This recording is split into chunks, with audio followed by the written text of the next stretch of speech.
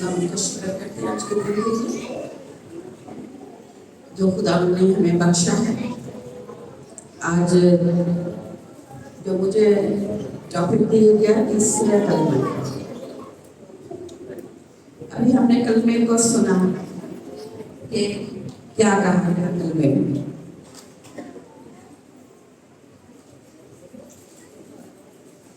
तीसरा कलमा बेटी ने पढ़ा और आपने सुना कि यहाँ लिखा है, और यीशु की सलीब के पास पर खड़ा था उसकी माँ और उसकी माँ की बहन मरियम, क्लोपास की बीवी और मरियम मगदलीनी खड़ी थी। और लिखा है कलाम में कि यीशु ने अपनी माँ और उस शागिर्द को जिससे मोहब्बत रखता था पास खड़े देखकर माँ से कहा कि ऐ औरत, देख तेरा बेटा ये है। फिर शागिर्द से कहा, देख तेरी माँ ये है। और उसी वक्त से वो शागिर्द उसे अपने घर ले गया। हम इस कलमे को पढ़ते हुए जानते हैं कि ये तीसरा कलमा जो है ना, इसमें 3 बातें पाई जाती हैं: रिश्ते, जिम्मेदारी और रूहानी जिंदगी। और ये कलमा जो है ना, वो मोहब्बत का कलमा भी कहलाता है, जिम्मेदारी का कलमा भी कहलाता है। और हम देखते हैं कि इस कलमे में एक माँ जो बताई जा रही है, दिखाया जा रहा है कि वो कितनी गमज़दा अपने बेटे को देख रही है और गम से भरी है, दुख से भरी है। आप जानते हैं कि एक पेशेंट हुई थी जब यीशु मसीह छोटे से थे और हैकल में बरकत के लिए लाए गए थे। और वहाँ एक बुजुर्ग थे जिन्होंने उसे यीशु को अपनी गोद में लेके बरकत दी थी। और उन्होंने वहाँ एक पेशेंट गोई की थी कि तेरी जान तलवार से छिप जाएगी। ये उन्होंने माँ मरियम के लिए कहा था, एक माँ के लिए ये लफ्ज बोले थे। और उन्होंने वो पेशेंट गोई कर दी थी। और आप समझती हैं, जितनी माँ यहाँ बैठी हैं जानती हैं कि माँ कितना दर्द रखती है अपने बच्चों का। छोटी सी भी चोट लग जाए तड़प उठती है। कोई माँ ऐसी नहीं जो अपने बच्चे का दुख देखे और परेशान ना हो। यहाँ यीशु मसीह दुख सह रहे हैं और वो छोटा दुख नहीं था, वो तकलीफ सह रहे थे, वो छोटी तकलीफ नहीं थी। ये याद रहे, वो जख्मों से निढाल है और उनकी जान गली की हालत है। और माँ मरियम ये जानती थी, और वो जानती थी कि मेरा बेटा दुख उठाएगा। वो ये सब जानती थी, पहले से जानती थी। उन्होंने दुख सहते हुए अपने बेटे को देख रही थी। कितने कोड़े खाए यीशु मसीह ने? एक कम 40 कोड़े यीशु मसीह को लगे। और ये कोड़े लगते भी उन्होंने देखा। और कोड़े कैसे लग रहे थे? हर कोड़ा उनके जिस्म से खून और गोश्त खींच रहा था और वो तकलीफ से, कर्ब से चिल्ला भी रहे थे। लेकिन मरियम वहां पर तकलीफ देख रही थी अपने बेटे का, लेकिन कुछ नहीं बोल रही थी। वो गम से चूर थी, वो दुख सह रही थी।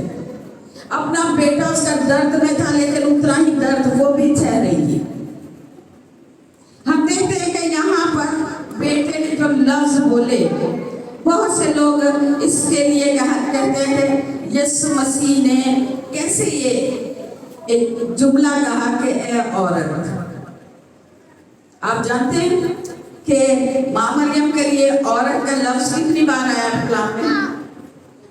3 बार। पहले पैदाइश की किताब में जब खुदा उनसे बात कर रहा था, आदम से और हव्वा से, और उन्होंने गुनाह किया था, तब वहां पेशन गोई हो गई थी कि औरत क्या करेगी, औरत की नस्ल से जो आएगा वो निजात देगा, वो इस सांप के सर को कुचलेगा। कौन कुचलेंगे? जो औरत की नस्ल से। ये वहां भी औरत का जिक्र आया, और ये जिक्र मरियम के बारे में था। औरत की नस्ल से कौन आए थे? यीशु मसीह। और फिर एक और जगह पर यीशु मसीह के लिए हम देखते हैं कि लूका की इंजील में भी लिखा है कि वहां पर एक जगह लिखा है कि कलाम में कि यीशु मसीह एक शादी में थे और उनकी माँ भी थी वही। काना गलील की शादी में मैं खत्म हो गई था। आप सब जानते हैं कि जब मैं खत्म हो गई थी, तो मैं खत्म होने के बाद जब मरियम अपने बेटे के पास आती हैं, माँ मरियम को उन्होंने क्या कहा था कि ऐ औरत, मेरा वक्त अभी नहीं आया। उस वक्त भी माँ को उन्होंने औरत कहा था, लेकिन और जब यहाँ भी कहा तो मैंने एक बात जानती कि उस वक्त के फकीह फरीसी और बहुत से आलिम वहां खड़े थे, किसी ने उसके ऊपर ऑब्जेक्शन नहीं किया। आजकल के लोग करते हैं। उस वक्त जो आलिम थे और वो इस लफ्ज के मीनिंग्स जानते थे। इसका तर्जुमा बेशक उर्दू में सही नहीं है, लेकिन इंग्लिश में भी सही है। कुछ जमायतों में ये तर्जुमा ठीक भी कहा गया है, यानी मोहतरमा, यानी इज्जत देने का लफ्ज कहा गया, लेकिन हमारे उर्दू में थोड़ा वीक है। लेकिन खुदा यीशु मसीह ने यहाँ पर अपनी माँ को औरत कहकर कहा कि जा अपने बेटे, इसको, ये तेरा बेटा है, और बेटे को कहा, उस शागिर्द को कहा कि आज से ये तेरी माँ है। हम देखते हैं कि यीशु मसीह एक अपनी माँ के इकलौते बेटे, बड़ा बेटा, और यहाँ पर पहलौठा बेटा, सॉरी, और यहाँ पर हम देखते हैं कि वो अपनी जिम्मेदारी को नहीं भूले। आप जानते हैं यहूदियत में बड़ा बेटा जो होता है वो एक जिम्मेदार होता है, और उसके जिम्मे माँ बाप आते हैं, और बड़े बेटे को जितना हिस्से मिलते हैं सब बच्चों को, उसका दुगना होता है, उसे दुगना मिलता है, और उससे दुगने हिस्से के साथ साथ उसके माँ बाप भी उसके हिस्से में आते हैं। उसने माँ बाप की खिदमत करनी होती है, माँ बाप की देखभाल करनी होती है। हम देखते हैं यहाँ पर यूसुफ यहाँ साथ नहीं है, जो उनका दुनियावी बाप था। यहाँ उसके बारे में बाइबल नहीं बताते कुछ, लेकिन एक बात याद है, माँ मरियम जरूर साथ थी।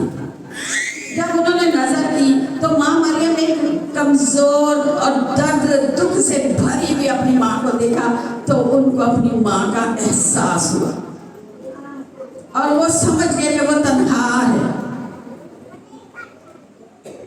और उन्होंने अपनी जिम्मेदारी निभाई। यहाँ हम देखते हैं कि वो जिम्मेदार बन गए, हालांकि वो आसमानी रूहानी जंग लड़ रहे थे उस वक्त, वो रूहानी जंग में थे।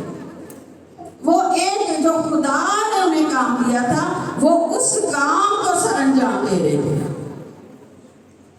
लेकिन उन्होंने अपनी जिम्मेदारी से मुंह नहीं मोड़ा। उन्होंने अपनी जिम्मेदारी भी पूरी की। हम कितने लोग हैं जो जिम्मेदारियां उठाते हैं। हमारे जिम्मे चर्च के काम भी होते हैं, घरों की बातें भी होती हैं, लेकिन हम चूक जाते हैं।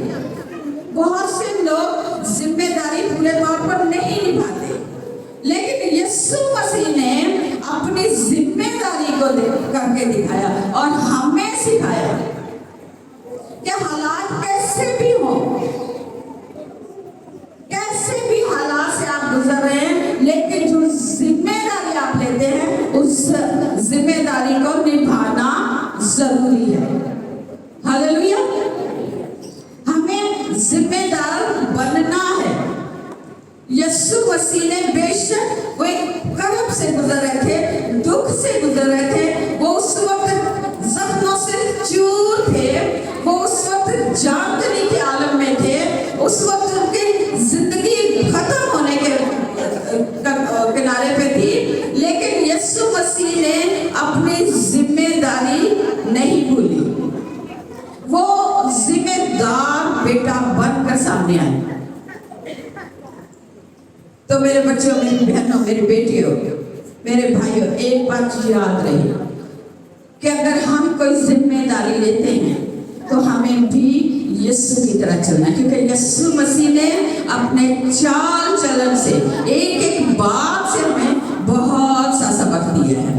और यहाँ भी उन्होंने इस कलमे के जरिए हमें सिखाया कि हम जिम्मेदार बने। इसलिए हमें जिम्मेदार बनने की जरूरत है। हम देखते हैं कि यहाँ पर जिम्मेदारी उन्होंने पूरी की, उन्होंने मोहब्बत दिखाई अपनी माँ के लिए। वो मोहब्बत से भरे हुए यीशु था। आप क्या समझते हैं कि अगर उसने माँ के लिए मोहब्बत दिखाई तो आपके लिए नहीं वो मोहब्बत से भरा हुआ? आज वो आलमे बाला पर हैं और वो आपकी भी फिक्र कर रहे हैं। वो चाहते हैं कि आप भी आसमानी मकामों में उनके साथ हों। वो आपसे भी प्यार करते हैं, आपसे भी मोहब्बत रखते हैं, क्योंकि हमारा मसीहा मोहब्बत ही की वजह से सलीब पर चढ़ा। उसने दुख उठाया ताकि उसके मार खाने से हम शिफा पाए। हालेलुया।